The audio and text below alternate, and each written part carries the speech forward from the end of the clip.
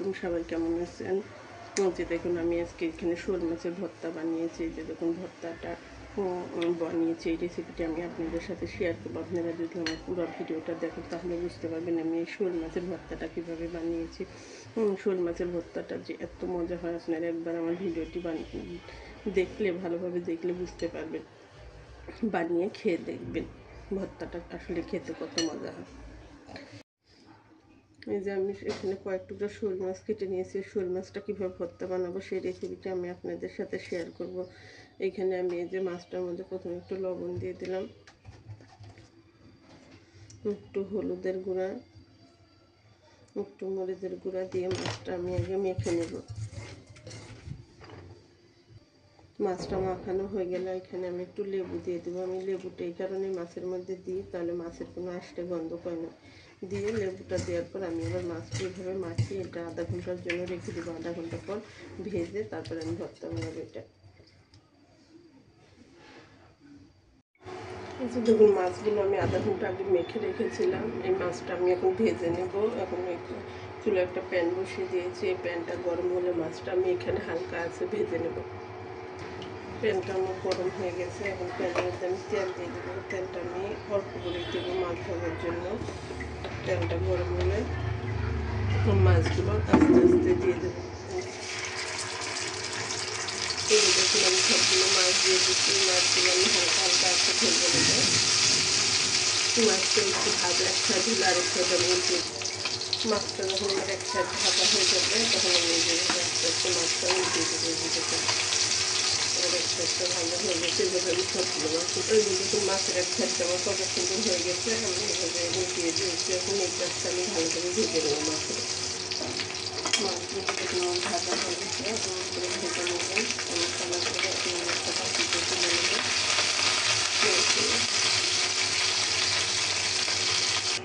মাছগুলো যে দেখো কত সুন্দর হয়ে যাবে তুলে নিয়েছে। তাহলে আমি এখানে দুটো কাঁচামরিচ দিয়ে দিলাম। আমার সাথে শুকনো মরিচ পেঁয়াজ রসুন দিয়ে দিলাম।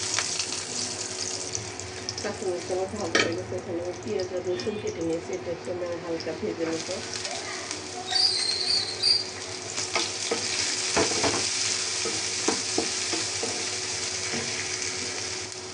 পেঁয়াজ রসুনটা আমি বেশি ভাজবো না, এরকম হালকা ভেজে নেবো।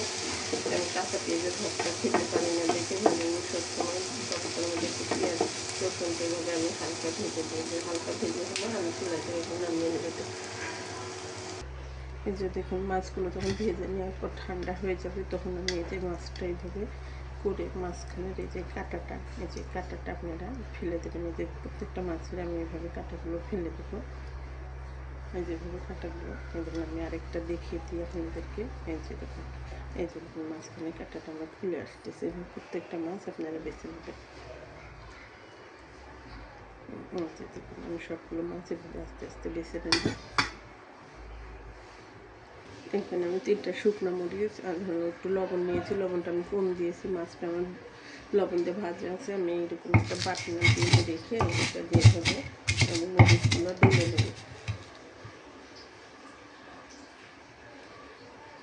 মরিচগুলো ডলে নেওয়ার পর আমি এখানে 2টা কাঁচামরিচ ভেজে নিয়েছিলাম। কাঁচামরিচ দুটো আমি এখানে ডলে নেব। দেখুন কত সুন্দর দেখুন এটাকে ডলে বাটনাটার মধ্যে রাখলে কত সুন্দর এমন হয়ে যায়। ডলে নেওয়ার পর এখানে আমি যে পেঁয়াজ রসুনটা ভেজে নিয়েছিলাম, এই যে পেঁয়াজ রসুনটা আমি এখানে দিয়ে দেবো।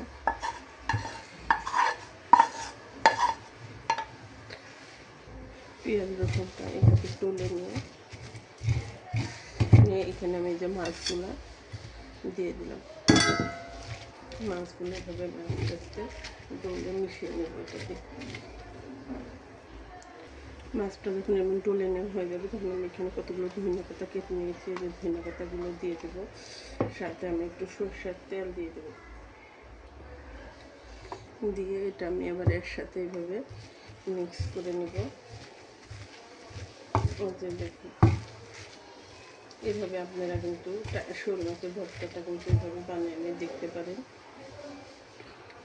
এই যে এখন আমি এইভাবে একটু আস্তে আস্তে হাত দিয়ে করে নেব। এই যে ধরুন আমি লবণটা চেক করে দেখেছি আমার লবণটা ঠিক আছে। আপনারা আপনাদের স্বাদ মতন ঝাল লবণ দেবেন।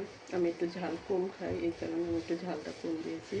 এই যে দেখুন আমার ভর্তাটা কত সুন্দর হয়ে গেছে। ভর্তা দিয়েই শুধু আমি দুপুরে দেখবেন। আর এরকম শোল মাছের ভর্তা করলে, টাকি মাছের ভর্তা করলে কিন্তু অন্য কিছুর দরকার হয়নি, ভর্তা দিয়ে কিন্তু সবার পেট ভরে ভাত খাওয়া হয়ে যায়। আমি এখন ভর্তাটা একটা বাটিতে তুলে নেব। এই যে ধরুন ভর্তাটা আমি একটা বাটিতে তুলে নিয়েছি। ভর্তাটা কত সুন্দর হয়েছে। আপনারাও কিন্তু আমার রেসিপিটি ফলো করে এভাবে শোল মাছের ভর্তাটা বানাতে পারেন। ভর্তাটা বানিয়ে খেলে বুঝতে পারবেন আসলে ভর্তাটা কত মজা হয়। মাংসর থেকেও দেখবেন এই ভর্তা দিয়ে পেট ভরে ভাত খাওয়া হয়ে যাবে। আর আমার ভিডিওটি ভালো লাগলে আমাকে একটু লাইক দিয়ে আমার চ্যানেলটি সাবস্ক্রাইব করে দেবেন।